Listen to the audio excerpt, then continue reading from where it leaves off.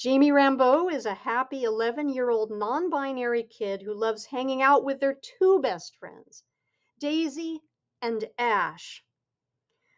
But when the trio find out that their local middle schools separate into a school for boys and a school for girls, their friendship suddenly seems at risk. No matter which school Jamie goes to, one of their friends will be left out in the cold, and that's just not okay. My preview today is Jamie by L.D. Lapinski.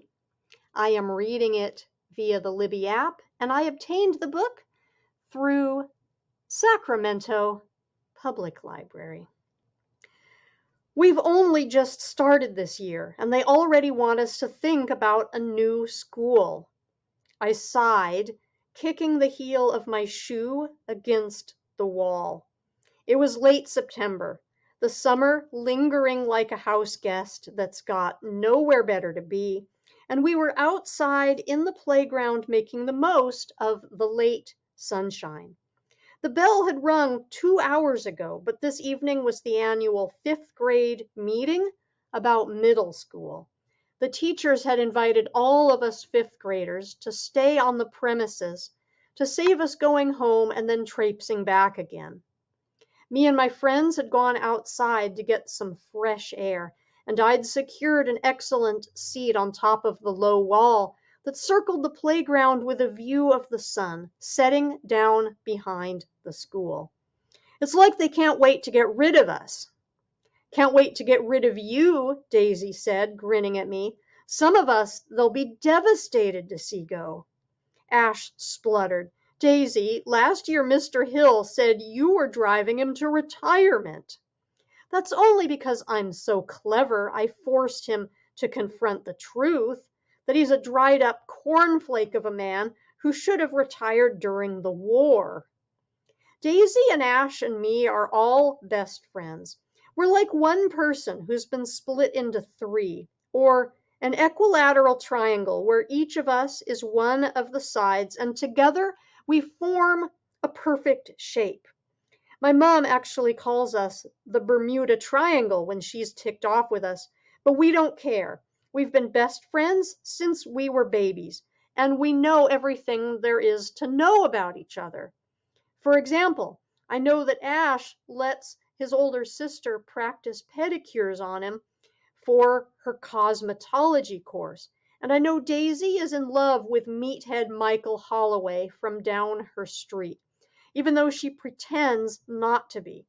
And they both know about the time me and Ollie locked ourselves into the bathroom at our grandparents' by accident, and Granddad had to climb up a ladder and through the tiny window to rescue us.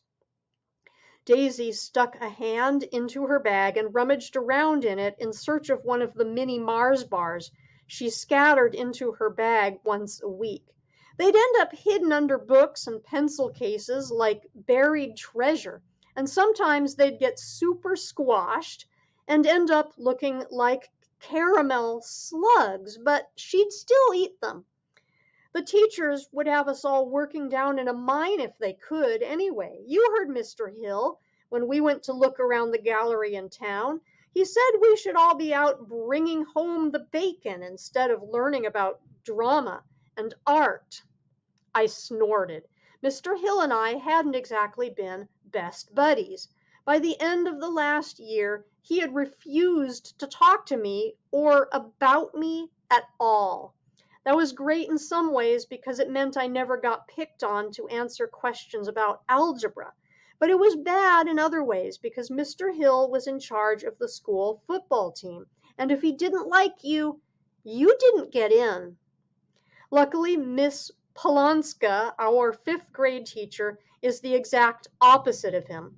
She runs the drama club and wears pencils stuffed into her pink hair and has lots of tattoos. She had offered to throw our class a pizza party since we'd all had to stay late at school for this meeting.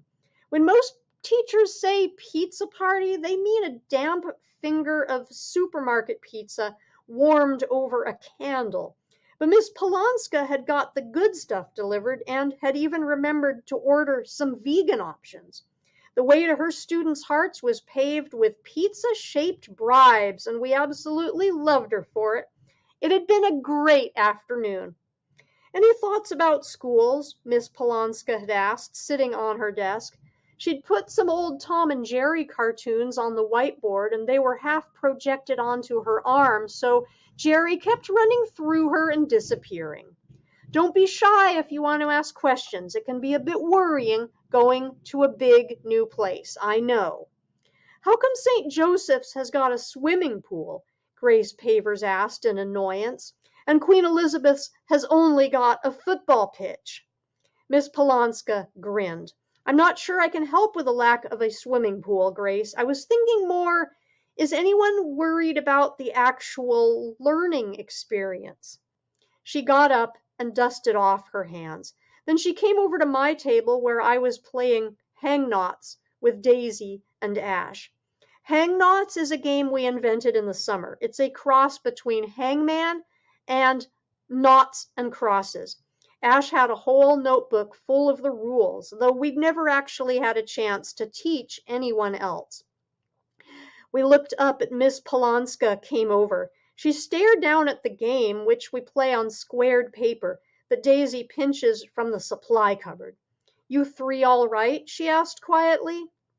"Ash doesn't like being talked to by teachers, even nice ones, and he constantly worries that we're going to get in trouble for using the graph paper without asking. So he just went red and looked away, leaving Daisy and me to smile." "We're good," I said. "Thanks for the pizza party." "Oh, you're welcome, sweetheart. Are you okay with schools and everything?" she asked me. "Big school doesn't scare me," I said. "It's just going to be the same as this." "Except bigger," Daisy said, drawing a line through 3 knots. "Hangman." "What?" Ash blurted out, leaning over to see. Miss Polonska's eyes moved from me to Daisy and then to Ash and back to me, and I noticed a tiny frown crease itself between her eyebrows. "But I did wonder, Jamie," she started to say. And this has been a preview of Jamie.